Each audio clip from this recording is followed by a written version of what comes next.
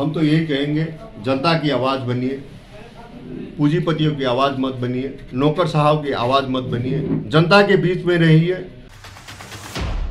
जी नमस्कार, मैं हूं वाराणसी से शैलेंद्र सिंह और आप देख रहे हैं आईपा यानी all India progressive politics association. इसके अंतर्गत बातें होती हैं, प्रगतिशील राजनीति को लेकर चर्चाएं करते हैं। चूंकि 2022 का आगाज हो चुका है, कांग्रेस पार्टी ने भी अपनी कमर कसी हुई है, रणबांकुरे मैदान पे आ चुके हैं। तो इसी के अंतर्गत अगर बात करें तो वाराणसी चूंकि पीएम नरेंद्र मोदी का संसदीय क्षेत्र है, काफी हॉट सीटें हैं यहाँ की। 8 की 8 सीटें भगवामय हो चुकी थी। एनडीए से जुड़े हुए 2 सीटें यहाँ पे बीजेपी के पाले में जा चुकी थी, तो 8 की 8 भगवामय हो चुकी थी।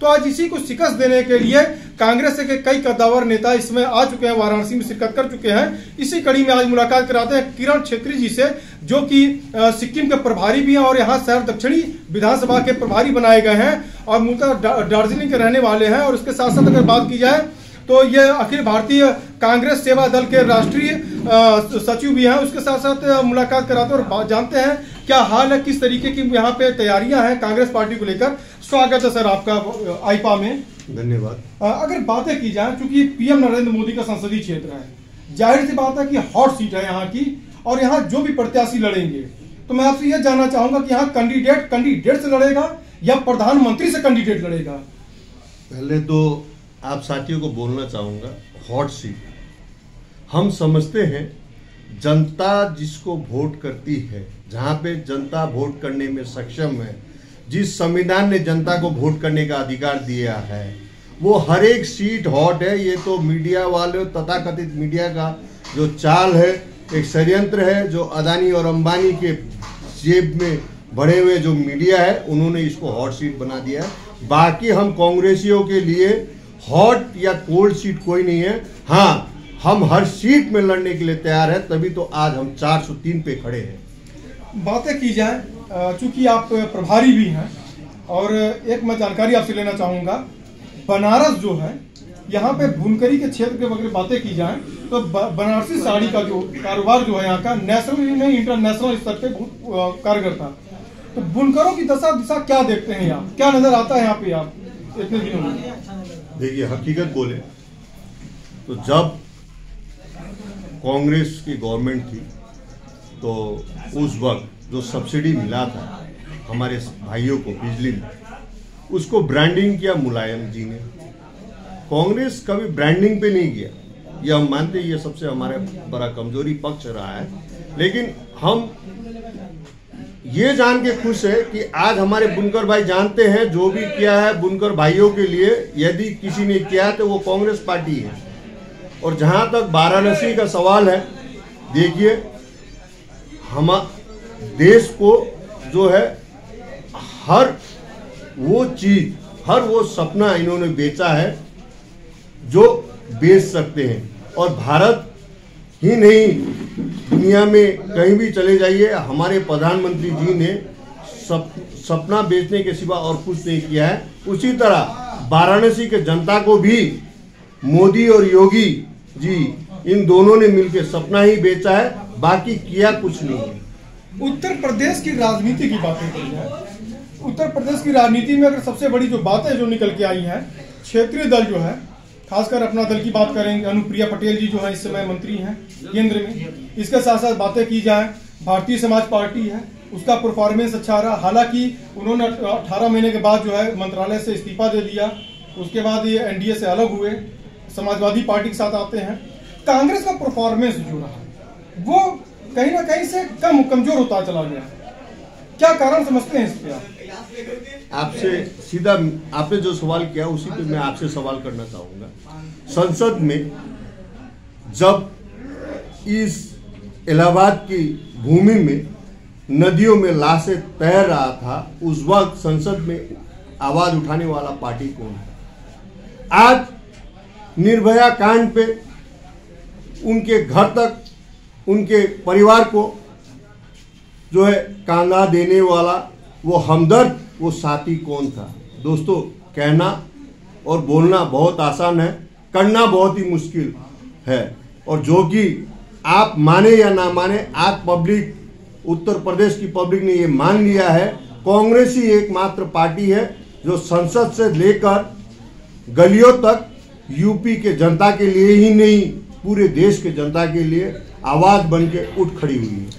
अल्पसंख्यक वोट जो है उस पर दावे काफी लोगों के रहते हैं, जैसे बीएसपी है और कांग्रेस भी दावे करती है और समाजवादी भी दावे करती है। कभी आजम खान आ जाते हैं, कभी अबू हाशमी आ जाते हैं, कभी नसीमुद्दीन सिद्दीकी हैं, तो कभी इसके बाद तमाम ऐसे जो चेहरे आते हैं।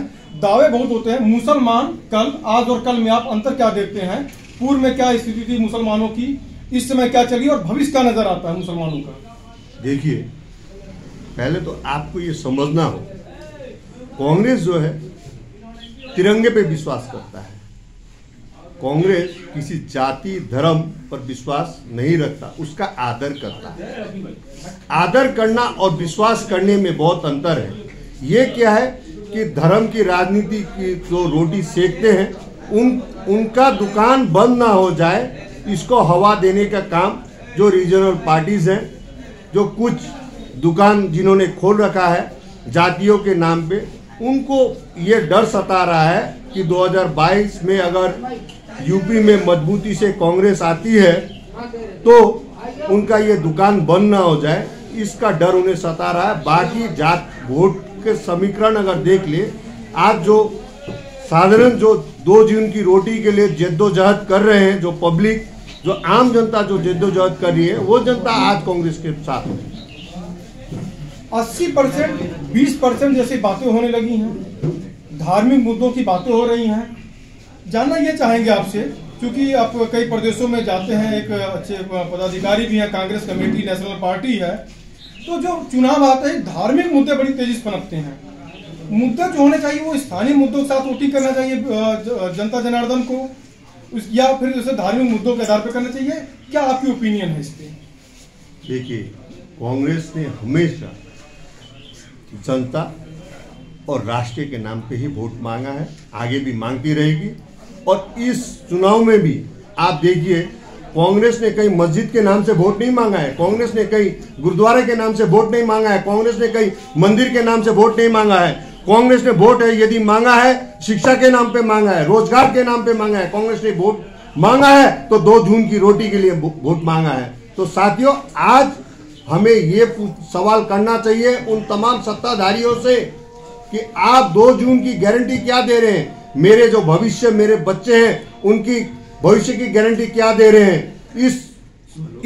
इन मुद्दों पे वोट होना चाहिए, ना कि कौन सिख है, कौन मुस्लिम है, कौन हिंदू है, इस पे वोट होना चाहिए। शहर दक्षिणी के प्रभारी हैं, सबसे टफ सीट मानी जाती है ये। श्यामदेव राय चौधरी लगातार यहाँ पे विधायक रहे।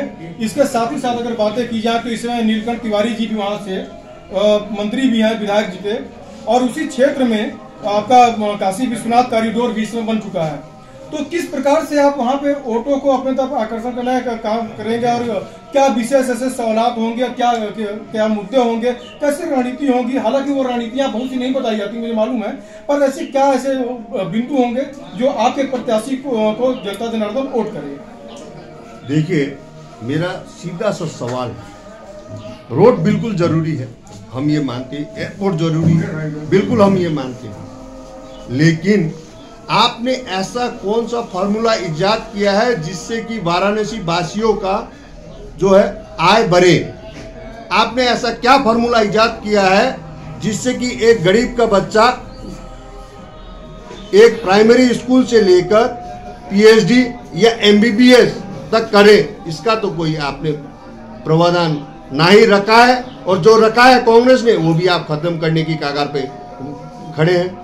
तो दोस्तों, कहना हमें यह है कि आप बात करें तो जनता की बात करें, जनहित की बात करें, ना कि ये ब्रांडिंग की। पूर्वी उत्तर प्रदेश पिछड़ेपन का शिकार रह गया रोजी रोजगार को लेकर। दावे हैं कि मतलब कि बेरोजगारी के जो मुद्दे काफी पनपे यहाँ पे, और ऐसी कोई इंडस्ट्री जो है अभी मतलब कि फैक्ट्रियां जो है अभी नहीं लग पाई यहाँ पे, जो लगी थी वो बंद हो गई, जो कांग्रेस काल में भी जो समय में लगी, जैसे इसमें रेणु सागर था आपका, रेणुकोट है, तमाम ऐसी जो इंडस्ट्री जो यहाँ पे लगी हुई थी।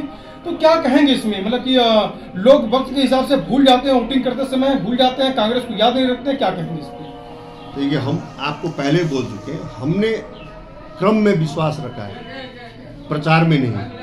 ये हमारे जो, मैं तो समझता हूँ भाजपा के हर मंत्रियों को उनका विभाग से राजीनामा देकर हर कोई प्रचार मंत्री बन जाए तो बेहतर है, क्योंकि उन्होंने प्रचार किया, प्रचार के अलावा कुछ नहीं किया है। हकीकत में देखिए, जो सवाल आज अहम है, मेरा बच्चा कल क्या खाएगा, मेरा बच्चा कल क्या पहनेगा, मेरा बच्चा कल आज प्राइमरी स्कूल में है तो सेकेंडरी स्कूल में वो कैसे जाएगा, ये मुद्दा नहीं रह गया है। इन्होंने सिर्फ मुद्दा बना दिया है कि मतलब गोरे और कालों के बीच का एक मुद्दा बना दिया है। तो इन मुद्दों से देश नहीं चलता है, प्रदेश नहीं चलता है। अगर देश चलता है तो जनता से चलता है। जनता की मन की बात सुनिए मोदी जी, आप अपने मन की बात बहुत कर चुके हैं, तो हम चाहते हैं योगी और मोदी जी अभी जनता की मन की बात सुने, और 2022 में हमें उम्मीद है कि जनता उनकी मन की बात बैलेट बॉक्स में बोलेंगे। पूर्व के जो नारे जो रहे, फील गुड बीजेपी का नारा था, फ्लॉप साबित हुआ। काम बोलता है अखिलेश यादव का फ्लॉप हुआ। इसके साथ साथ बातें की हैं, अब जैसे प्रियंका जी का भी अब जो नारा है, क्योंकि नारे के साथ एक चुनाव जो होता है रणनीति तैयार होती है, लड़की हूँ लड़ सकती हूँ, क्या कहेंगे इस पे आप? देखिए, लड़की हूँ लड़ सकती हूँ, कांग्रेस का ही देन है दोस्तों। जब यूपी की महिलाएं सुरक्षित महसूस करती हैं, आज तो आलम ये है कि बहू बेटी घर से जब निकलती हैं तो घर वालों को ये पता नहीं होता कि वो घर तक वापस सुरक्षित लौटेंगी या नहीं। ये हाल है पीएम मोदी के संसदीय क्षेत्र का, ये हाल है योगी के प्रदेश का। कांग्रेस ने तो हमेशा अपने जनता को सुरक्षा का भावना पैदा कराया है, और कांग्रेस ने ही, हमारे प्रियंका दीदी ने ही ये आवाज बुलंद किया है महिलाओं के बीच में, आप लड़की हो तो लड़ने का भी मादा रखो। इसलिए उन्होंने कहा है लड़की हूं लड़ सकती हूं का नारा बुलंद किया है। 5 प्रांतों में चुनाव है, किस नजरिए से देखते हैं आप? 5 प्रांतों में चुनाव है, आप हमसे बेहतर जानते हैं। आज उनके मंत्री, उनके संतरी, उनके झोलाधारी जितने हैं, वो किलो के भाव में टमाटर से भी सस्ते जो है राजनीतिक पार्टियों में बिक रहे हैं। आईपा की मुहिम है, जन जन तक हम लोग पहुँचते हैं, जाके मिलते हैं, सबसे राजनेताओं से मुलाकात होती है, चर्चित व्यक्तियों से मुलाकात होती है। क्या कहेंगे इस आईपा की मुहिम को, जिसका मंच के अंतर्गत आपसे हमारी चर्चाएं हो रही हैं? हम तो यही कहेंगे, जनता की आवाज़ बनिए, पूंजीपतियों की आवाज़ मत बनिए, नौकर साहब की आवाज़ मत बनिए, जनता के बीच में रहिए। जनता एक ऐसा शख्सियत है जिसने राजा को मतलब जमीन पे ला दिया है और एक जमीन के इंसान को राजा बना दिया है। तो दोस्तों, जितने आप जनता की बात करेंगे, जनता के बीच रहेंगे, उतने ही आप फलेंगे फूलेंगे, उतने ही आगे बढ़ेंगे। और आप सबका धन्यवाद और आपके मंगलमय की कामना करते हुए, आप लोग इस आईएफए का आईफा का उज्जवल भविष्य का कामना करते हुए, आप सबका धन्यवाद देते हुए मैं अपना 2 शब्द यहीं समाप्त। तो आप हमारे साथ किरण छेत्री जी, जिन्होंने बहुत ही बेबाकी से पूरे जवाब दिए, और वाराणसी में किस प्रकार से रणनीति तैयार रहेगी कांग्रेस की और किस प्रकार से अपने रणबांकुरों को सफल बनाएंगे। वाराणसी से शैलेंद्र सिंह, आईपा।